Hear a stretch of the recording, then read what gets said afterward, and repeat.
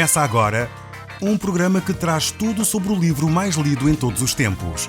Apresentamos O Som do Livro.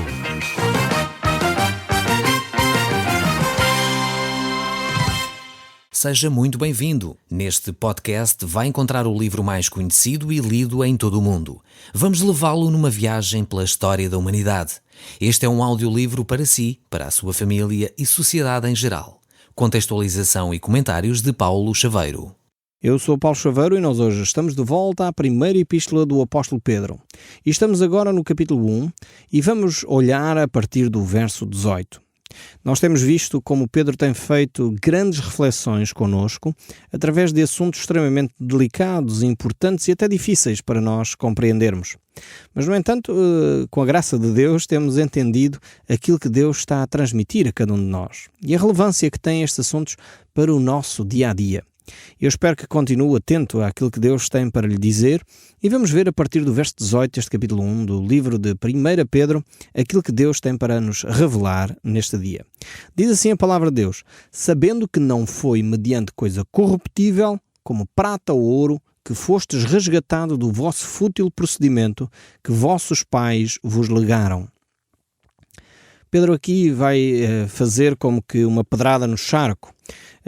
Nós, seres humanos, damos muito valor ao ouro e à prata. Consideramos que é a coisa mais importante. Enfim, há pessoas que até vivem só para isto.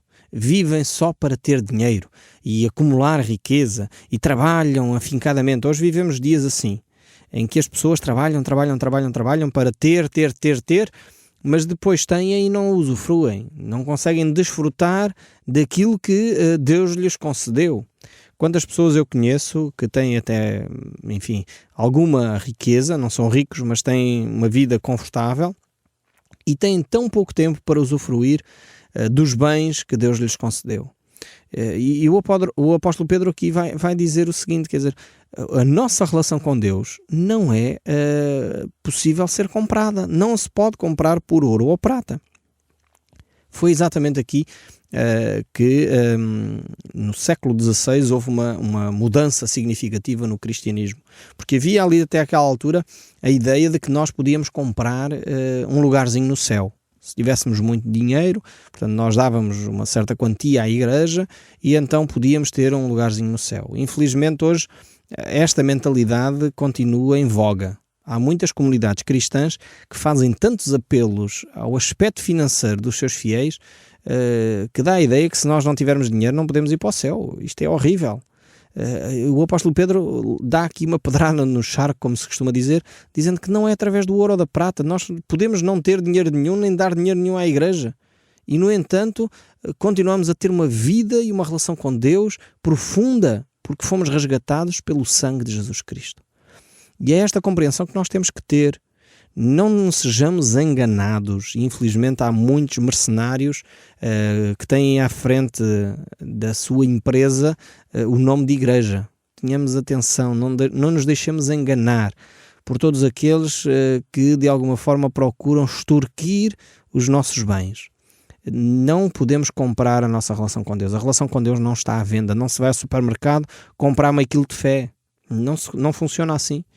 Não se vai ao supermercado comprar meio quilo de bênção celestial. As coisas não estão assim a funcionar e às vezes há pessoas que vão à igreja a fazer isso. Se eu der o meu dízimo e se eu der o meu ordenado todo e se der o ordenado e o subsídio de férias, então eu vou receber a bênção de Deus em duplicado. Desculpem eu dizer com toda a franqueza o que vou dizer, mas a vida espiritual não é como ir ao banco. Não é um investimento em que eu coloco lá o meu dinheiro a prazo e daqui a não sei quantos meses eu vou receber juros de não sei quantos valores. Tenhamos uma atitude diferente no nosso relacionamento com Deus. O nosso relacionamento com Deus não é possível ser comprado pelos nossos bens materiais. E é por isso que o apóstolo Pedro aqui vai falar do ouro e da prata. Porque eles são tão importantes para nós, infelizmente, que nós às vezes achamos que até podemos comprar a nossa fé. Até podemos comprar o nosso relacionamento com Deus através do ouro e da prata. E ele diz, não foi mediante isso. Não foi por ouro ou prata que nós passamos a ter um relacionamento com Deus. Então não coloquemos o ouro e a prata como o toque dominante da nossa caminhada cristã. E eu lamento profundamente quando assisto a congregações e a líderes religiosos que fazem mais apelo e gastam mais tempo a falar de ouro e prata do que do sangue precioso de Cristo Jesus. É lamentável assistir a esses mercenários nos nossos dias. Teria sido bom que eles tivessem ficado no século XVI, e foi contra isso que Lutero se levantou, e por isso chamaram-lhe de protestante, porque ele protestou, e efetivamente, e muito bem, porque a fé não está à venda, nunca esteve, foi oferecida por Deus, e é lamentável que algumas comunidades cristãs tenham tentado vender a fé às pessoas, tornar a fé um negócio. E infelizmente ainda hoje assistimos a igrejas cheias de opulência e os fiéis pobres de espírito. Precisamos realmente de mudar a mentalidade dos líderes.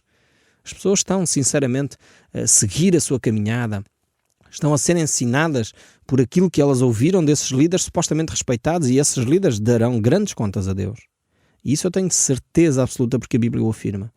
Que nós, que temos a responsabilidade de ensinar a palavra de Deus, vamos prestar contas a Deus. Ai daqueles que o têm ensinado de uma forma errada, que têm ensinado como sendo mercenários, ensinam porque são pagos para ensinar. Lamentavelmente prestarão contas desse ensino e darão contas diante de Deus. Cada um de nós perceba que a fé evangélica, a fé cristã, a fé católica pertence àqueles que entenderam que Jesus Cristo, pelo sangue que Ele derramou na cruz, nos deu esse privilégio gratuitamente. Reafirmo, gratuitamente. Não é por ouro ou prata. Não é por você dar o dízimo, não é por você dar esmolas, não é por você entregar o seu dinheiro a uma obra social. Não é por ouro ou prata que você pode ter um relacionamento com Deus. Eu espero que tenha ficado claro agora. Alguns ouvintes telefonam ou escrevem, às vezes admirados, com a minha franqueza e sinceridade, e dizem: você está a falar da igreja A, B ou C? Eu não estou a falar de igreja nenhuma, estou a falar da Bíblia. É o que eu costumo responder ao telefone e é aquilo que eu respondo aqui na rádio. Eu estou a falar da Bíblia. Se isto encaixa em alguma igreja, então é lamentável, porque essa igreja está fora dos padrões de Deus. Então é preciso que essa igreja se conforme com os padrões de Deus. Não foi por ouro ou prata que nós fomos resgatados da nossa vã maneira de viver, mas sim pelo precioso sangue de Jesus Cristo. O salmista tinha uma consciência profunda disto, ao ponto de ele dizer: em pecado me concebeu minha mãe, e por isso eu não tenho nada para oferecer a Deus. E estávamos a falar de um salmista que tinha muitos recursos materiais. Aliás, Davi diz a certa altura: Deus, se tu quisesses 1000 ovelhas eu te dava, se quisesses 1000 vacas em sacrifício eu te oferecia, mas tu não te comprases com isto, tu não te alegras com isto. Portanto, não tem a ver com os recursos, não tem a ver com a quantidade. Eu não sei se você se lembra daquela história que Jesus relata, e acho fantástico a atitude de Jesus, impressiona-me cada vez mais. Quanto mais conheço Jesus, mais impressionado eu fico com a divindade de Cristo Jesus entre nós. Ele está ali no templo a olhar as pessoas que depositam as suas ofertas. E mais uma vez, naquela altura, as pessoas tinham a ideia de que era com ouro ou prata que podiam alcançar os benefícios de Deus. E por isso chegavam lá aquelas pessoas ricas, depositavam grandes quantias de dinheiro. E veio uma viúva pobre, uma viúva com 2 moedinhas. E sem que ninguém tivesse reparado, exceto Jesus, e por isso ficou escrito para toda a eternidade, porque a palavra de Deus é eterna, a humildade daquela mulher que chegou e depositou as suas 2 moedas. E Jesus diz que aquelas 2 moedas tiveram mais valor aos olhos de Deus do que qualquer quantia de dinheiro que foi depositada antes. E é impressionante. E sabem porquê? Porque aquela mulher deu tudo o que ela tinha, deu tudo o que estava no seu coração dar a Deus. Ela percebeu que a sua relação com Deus não depende da quantidade da conta bancária, não depende da quantia que eu ofereço a Deus, mas depende da minha atitude de coração, depende do meu relacionamento íntimo, depende da minha confiança que eu tenho em Deus, não depende da quantia de dinheiro. E sinceramente é lamentável quando este assunto é explorado até à última gota em muitas comunidades. E quem der mais, e quem dá 500, e quem dá 100, parece que estamos num leilão. Deus não olha para as quantidades. Deus olha para a atitude do coração. E aquela viúva foi valorizada não porque deu muito, mas porque deu tudo que estava relacionado com a sua relação com Deus. Aprendamos o que significa misericórdia quero e não sacrifício. Precisamos de refletir de novo estas palavras de Jesus. Precisamos de interiorizá-las de tal forma que entendamos isto que a palavra de Deus nos está a dizer de novo. Que não é o ouro ou a prata que compram os favores de Deus, mas é o sangue de Cristo Jesus derramado em favor de cada um de nós. É o que ele diz no verso 19. mas pelo precioso sangue, como de um cordeiro sendo feito e sem mácula, o sangue de Cristo. Naquela altura, antes da vinda de Cristo, o povo de Israel, de alguma forma, relacionava-se com Deus através do sacrifício de animais.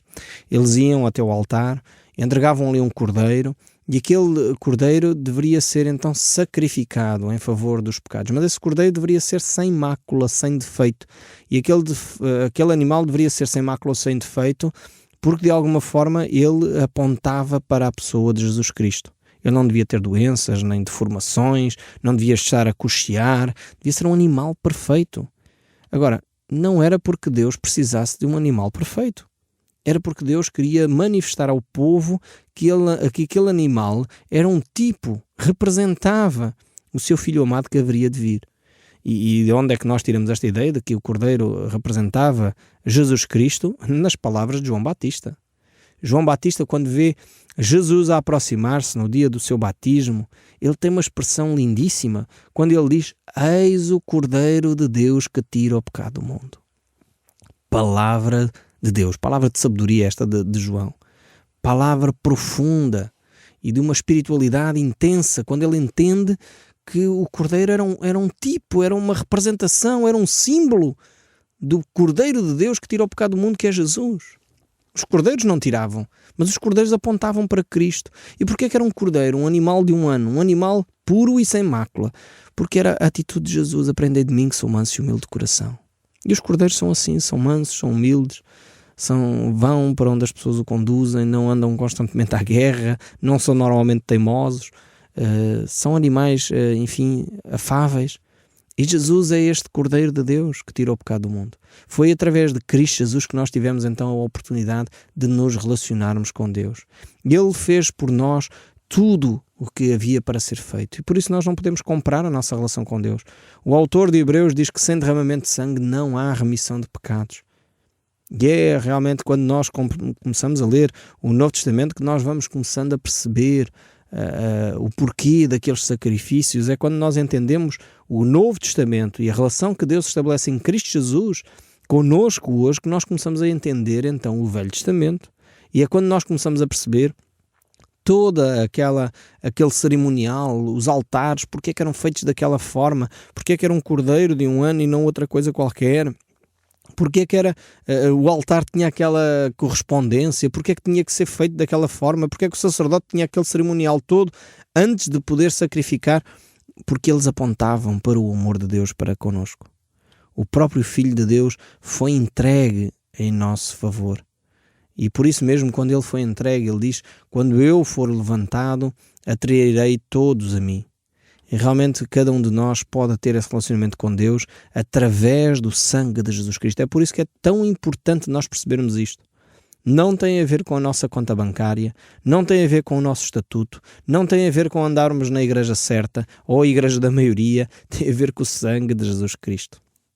E quando nós entendemos que é o sangue de Cristo que nos purifica de todo o pecado, então temos um relacionamento com Deus, independentemente do nosso estatuto social, independentemente da nossa conta bancária, independentemente dos nossos canudos, independentemente do nosso nome da igreja que nós frequentamos. Porque a questão está no sangue precioso de Cristo Jesus, que é aquilo que valida a nossa salvação e da fé que nós depositamos nesse sangue. Porque é a morte e a ressurreição de Cristo que nos dão acesso direto a Deus. E quando nós compreendemos isto, é aí que há um novo nascimento. É aí que há um novo relacionamento em Cristo Jesus. O verso 20 ainda diz: conhecido com efeito antes da fundação do mundo, manifestado no fim dos tempos por amor de vós. Então, Cristo foi manifestado ao mundo há 2000 anos atrás para nós. Não é que Cristo só existisse naquela altura. Cristo já existia porque Ele é Deus.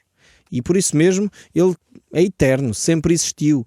O livro de Colossenses fala que foi exatamente Cristo que de alguma forma esteve envolvido ali na criação. Ele é a palavra de Deus ativa, diz o Evangelho de João. É o verbo que se fez carne e habitou entre nós. Foi Cristo que estabeleceu o mundo. E quando nós entendemos o livro do Gênesis e percebemos que é Yahvé que criou o mundo, então percebemos que Cristo é Yahvé. Cristo é o mesmo, é a mesma personagem, é o Deus triuno que age em nosso favor e que é eterno. mas no entanto se manifestou há 2000 anos. O Verbo se fez carne, e João coloca isto de uma beleza extraordinária quando ele diz: o Verbo se fez carne e habitou entre nós, e vimos a glória do unigênito, a glória do Pai foi estabelecida entre nós. Realmente são palavras lindíssimas estas, que colocam tantos anos de teologia, tantos livros que tentam condensar o pensamento de Deus numa frase sublime como esta: o Verbo eterno de Deus se fez carne e habitou entre nós. O Deus eterno tomou a forma de ser humano. Tão grande amor este. Eu sinceramente tenho que confessar a minha incapacidade de pôr por palavras este amor de Deus.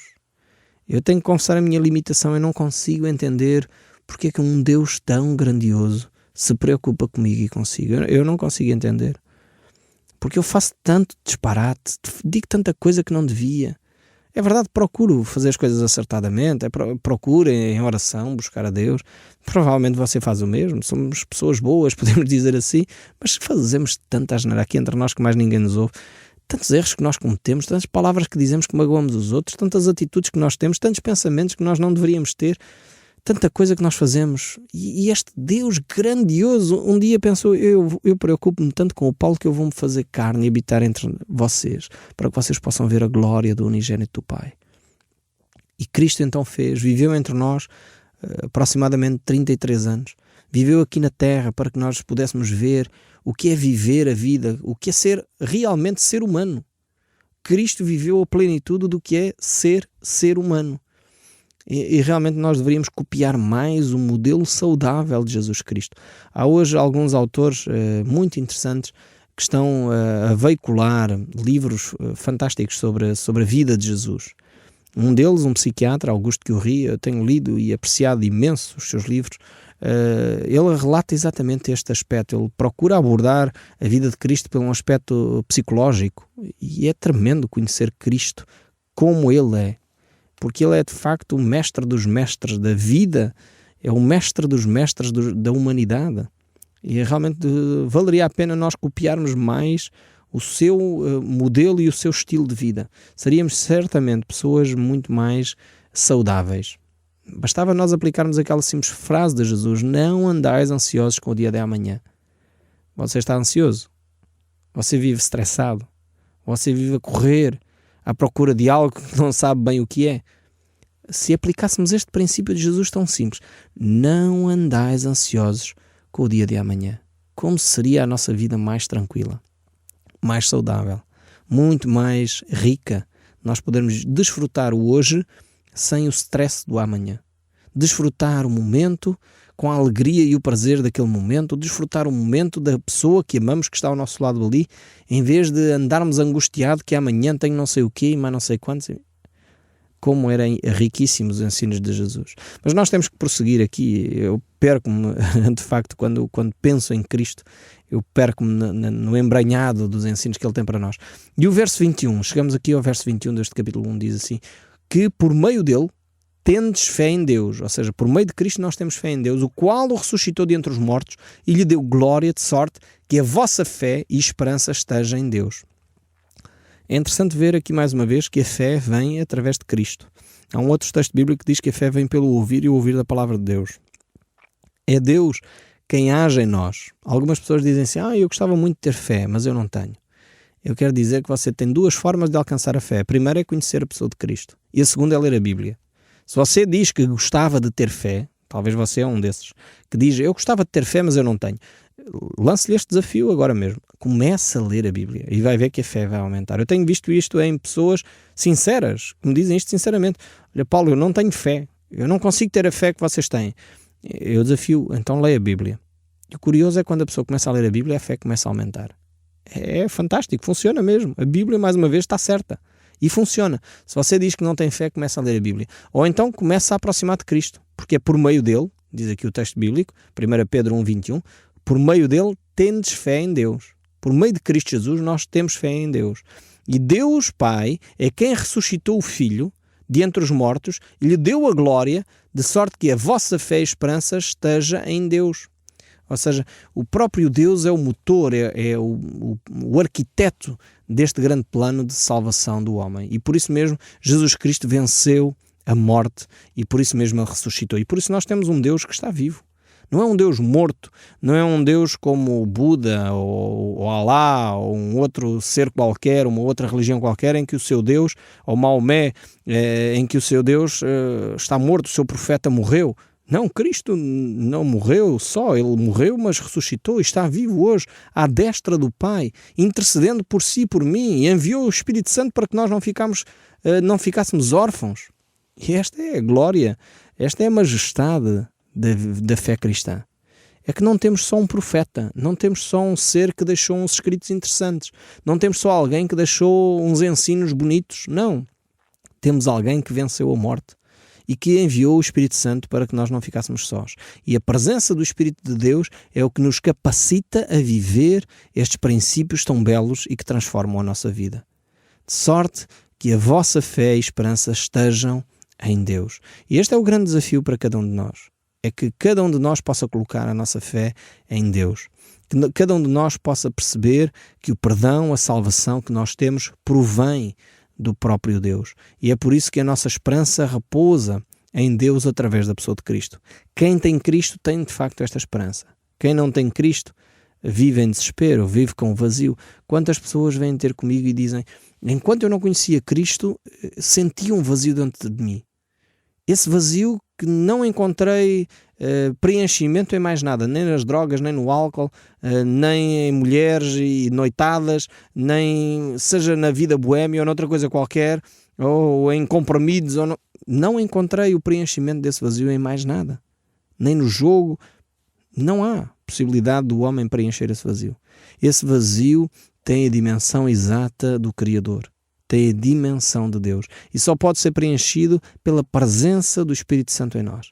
Então está na altura, talvez, de você que tem esse vazio, dizer: Senhor, vem e preenche a minha vida. Eu entrego a minha vida nas tuas mãos. Eu confesso o meu pecado de autossuficiência, o querer ser eu a fazer as coisas. Eu confesso que tenho tentado me esforçar para ser melhor, mas eu percebo que não consigo. Por isso eu entrego nas minhas mãos e confesso o meu pecado, Senhor.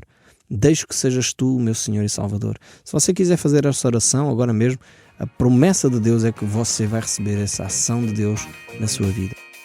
O Som do Livro, uma produção da Rádio Transmundial de Portugal.